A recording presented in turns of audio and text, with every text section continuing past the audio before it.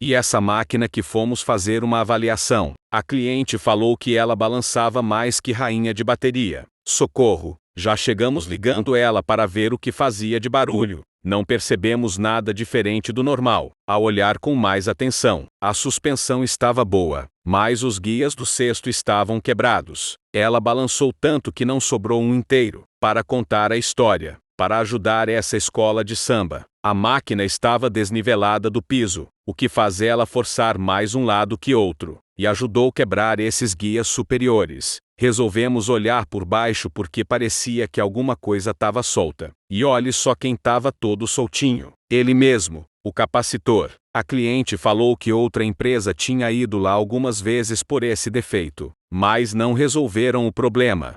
Prendemos com 2 abraçadeiras, também conhecido por enforca-gato, e pronto, tudo preso. Máquina sem barulho, cliente feliz.